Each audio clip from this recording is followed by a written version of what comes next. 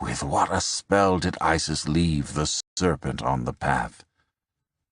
Ra passed through the cool fields of heaven, pouting and dribbling, as he took his short walk in the dawn.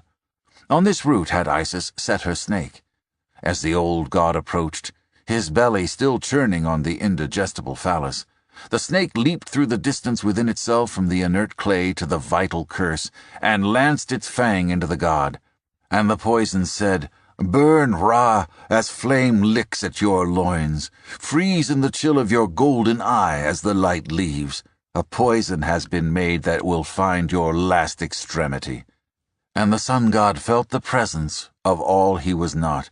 It crept across him, and his limbs began to struggle, and heat became his torture.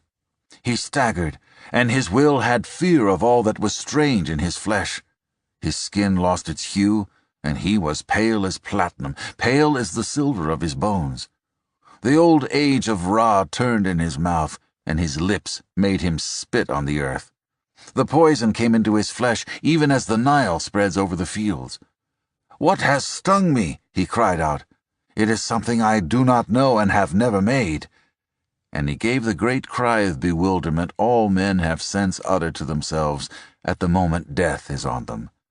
"Come here, gods and goddesses," he cried out, "all you who were formed from me." The air altered. Light and dark flowed, colors engulfed other colors. Gods and goddesses manifested themselves from the four pillars of the sky, up from the river, and across from the winds of the desert. The waters of the Duat boiled. Ra said, "At dawn I was passing through the kingdom of Egypt, for I wanted to see what I had made, and a serpent bit me. I feel colder than water, and more inflamed than the fire. My legs sweat, my body shakes, my eyes are weak. Water pours from my face as in the time of flood. Agonies have entered."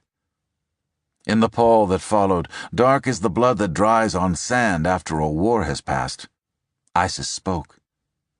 For that first instant, the gods snickered. They all knew of Isis' humiliation by Set. There was, however, no uncertainty in her tone.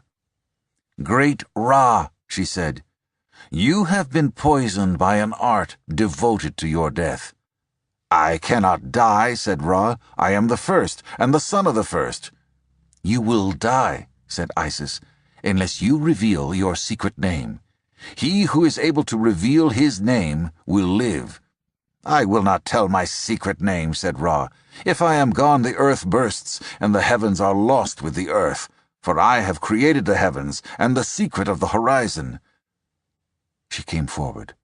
Step by step, she entered the aura of Ra. Now she whispered into his ear. Her voice quivered through his flesh. He tried to stand to his full height, but was bent over in wretchedness.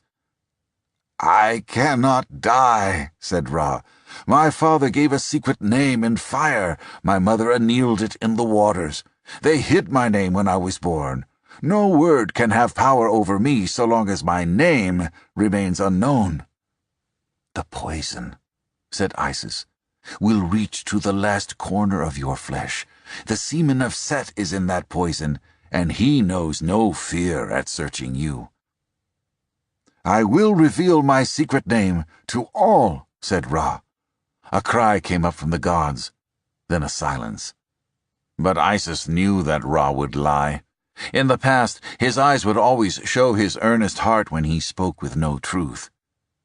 "My names," said Ra, his mouth so tight with pain that his jaw could hardly move. "My names are without end. My forms are the form of all things.